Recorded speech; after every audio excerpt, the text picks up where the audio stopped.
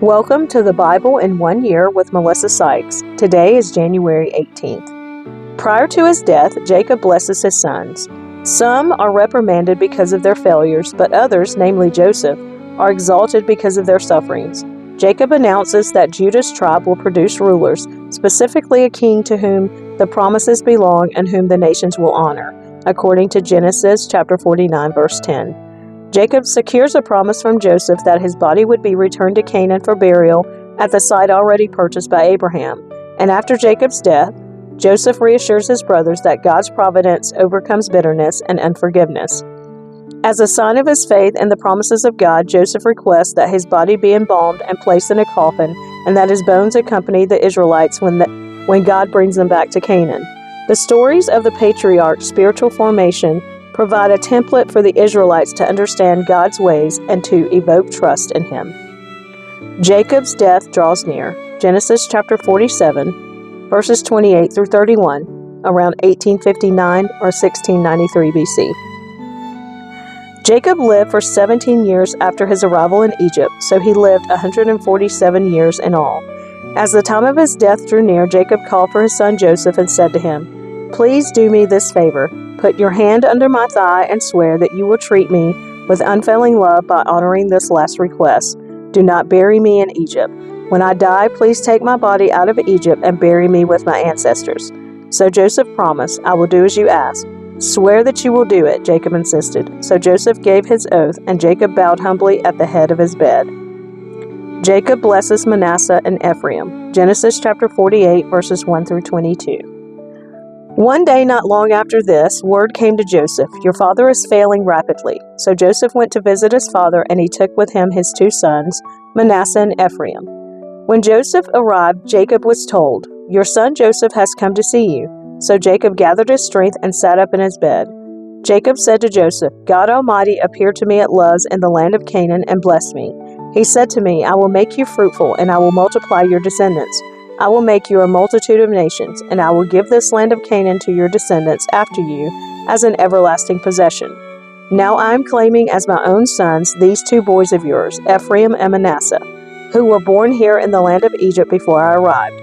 They will be my sons, just as Reuben and Simeon are. But any children born to you in the future will be your own, and they will inherit land within the territories of their brothers Ephraim and Manasseh. Long ago, as I was returning from Padan Aram, Rachel died in the land of Canaan. We were still on the way, some distance from Ephrath, that is Bethlehem. So with great sorrow I buried her there beside the road to Ephrath." Then Jacob looked over at the two boys. "Are these your sons?" he asked. "Yes," Joseph told him. "These are the sons God has given me here in Egypt." And Jacob said, "Bring them closer to me so I can bless them." Jacob was half blind because of his age and could hardly see. So Joseph brought the boys close to him, and Jacob kissed and embraced them. Then Jacob said to Joseph, "I never thought I would see your face again, but now God has let me see your children too." Joseph moved the boys who were at their grandfather's knees, and he bowed with his face to the ground. Then he positioned the boys in front of Jacob. With his right hand he directed Ephraim toward Jacob's left hand, and with his left hand he put Manasseh at Jacob's right hand. But Jacob crossed his arms as he reached out to lay his hands on the boys' heads.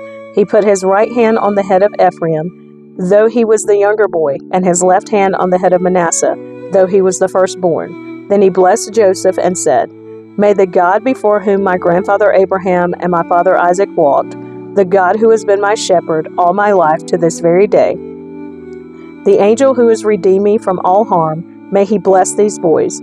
May they preserve my name and the names of Abraham and Isaac, and may their descendants multiply greatly throughout the earth." But Joseph was upset when he saw that his father placed his right hand on Ephraim's head. So Joseph lifted it to move it from Ephraim's head to Manasseh's head. "No, my father," he said, "this one is the firstborn. Put your right hand on his head." But his father refused. "I know, my son, I know," he replied. "Manasseh will also become a great people, but his younger brother will become even greater, and his descendants will become a multitude of nations." So Jacob blessed the boys that day with this blessing. "The people of Israel will use your names when they give a blessing. They will say, 'May God make you as prosperous as Ephraim and Manasseh.'" In this way Jacob put Ephraim ahead of Manasseh. Then Jacob said to Joseph, "Look, I am about to die, but God will be with you and will take you back to Canaan, the land of your ancestors. And beyond what I have given your brothers, I am giving you an extra portion of the land that I took from the Amorites with my sword and bow. Jacob blesses his sons. Genesis chapter 49, verses 1 through 28. Then Jacob called together all his sons and said, "Gather around me, and I will tell you what will happen to each of you in the days to come. Come and listen, you sons of Jacob. Listen to Israel your father. Reuben, you are my firstborn, my strength, the child of my vigorous youth. You are the first in rank and first in power. But you are as unruly as a flood, and you will be first no longer. For you went to bed with my wife, you defiled my marriage couch. Simeon and Levi are two of a kind. Their weapons are instruments of violence. May I never join in their meetings. May I never be a party to their plans. For in their anger they murdered men, and they crippled oxen just for sport. A curse on their anger, for it is fierce. A curse on their wrath, for it is cruel. I will scatter them among the descendants of Jacob. I will disperse them throughout Israel. Judah, your brothers will praise you. You will grasp your enemies by the neck. All your relatives will bow before you. Judah, my son, is a young lion that has finished eating its prey. Like a lion, he crouches and lies down, like a lioness who dares to rouse him. The scepter will not depart from Judah, nor the ruler's staff from his descendants, until the coming of the one to whom it belongs, the one whom all nations will honor.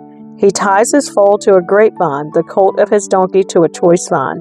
He washes his clothes in wine, his robes in the blood of grapes. His eyes are darker than wine, and his teeth are whiter than milk. Zebulun will settle by the seashore and will be a harbor for ships. His borders will extend to Sidon. Issachar is a sturdy donkey resting between two saddle packs. When he sees how good the countryside is and how pleasant the land, he will bend his shoulder to the load and submit himself to hard labor. Dan will govern his people like any other tribe in Israel. Dan will be a snake beside the road, a poisonous viper along the path that bites the horse's hooves so its rider is thrown off. I trust in you for salvation, O Lord. Gad will be attacked by marauding bands, but he will attack them when they retreat. Asher will dine on rich foods and produce food fit for kings. Naphtali is a doe set free that bears beautiful fawns. Joseph is the foal of a wild donkey, the foal of a wild donkey at a spring, one of the wild donkeys on the ridge. Archers attacked him savagely, they shot at him and harassed him, but his bow remained taut and his arms were strengthened. By the hands of the mighty one of Jacob, by the shepherd, the rock of Israel.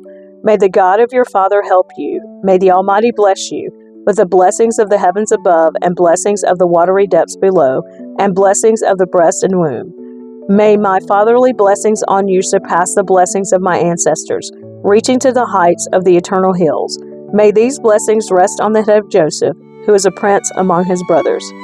Benjamin is a ravenous wolf, devouring his enemies in the morning and dividing his plunder in the evening.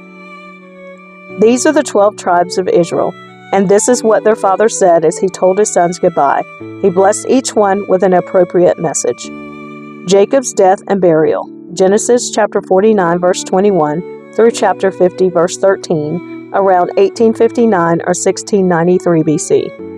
Then Jacob instructed them, "Soon I will die and join my ancestors. Bury me with my father and grandfather in the cave in the field of Ephron the Hittite. This is the cave in the field of Machpelah near Mamre in Canaan, that Abraham bought from Ephron the Hittite as a permanent burial site. There Abraham and his wife Sarah are buried. There Isaac and his wife Rebekah are buried. And there I buried Leah. It is the plot of land and the cave that my grandfather Abraham bought from the Hittites." When Jacob had finished this charge to his sons, he drew his feet into the bed, breathed his last, and joined his ancestors in death. Joseph threw himself on his father and wept over him and kissed him. Then Joseph told the physicians who served him to embalm his father's body. So Jacob was embalmed. The embalming process took the usual 40 days, and the Egyptians mourned his death for 70 days. When the period of mourning was over, Joseph approached Pharaoh's advisors and said, "Please do me this favor and speak to Pharaoh on my behalf. Tell him that my father made me swear an oath. He said to me, 'Listen, I am about to die. Take my body back to the land of Canaan and bury me in the tomb I prepared for myself.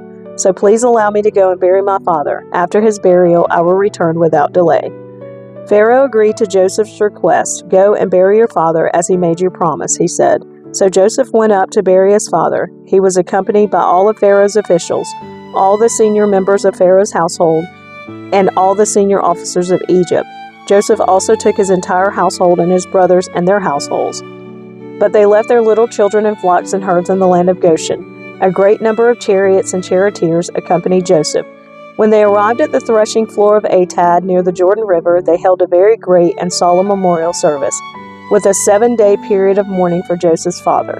The local residents, the Canaanites, watched them mourning at the threshing floor of Atad. Then they renamed that place, which is near the Jordan, Abel Mizraim, for they said, "This is a place of deep mourning for these Egyptians." So Jacob's sons did as he had commanded them. They carried his body to the land of Canaan and buried him in the cave in the field of Machpelah near Mamre. This is the cave that Abraham had bought as a permanent burial site from Ephron the Hittite. Joseph reassures his brothers. Genesis chapter 50, verses 14 through 21. After burying Jacob, Joseph returned to Egypt with his brothers and all who had accompanied him to his father's burial. But now that their father was dead, Joseph's brothers became fearful. "Now Joseph will show his anger and pay us back for all the wrong we did to him," they said. So they sent this message to Joseph. "Before your father died, he instructed us to say to you, 'Please forgive your brothers for the great wrong they did to you, for their sin in treating you so cruelly. So we, the servants of the God of your father, beg you to forgive our sin.'" When Joseph received the message, he broke down and wept. Then his brothers came and threw themselves down before Joseph. "Look, we are your slaves," they said. But Joseph replied, "Don't be afraid of me. Am I God that I can punish you? You intended to harm me, but God intended it all for good. He brought me to this position so I could save the lives of many people. No, don't be afraid. I will continue to take care of you and your children." So he reassured them by speaking kindly to them. The death of Joseph. Genesis chapter 50, verses 22 through 26, around 1805 or 1639 BC.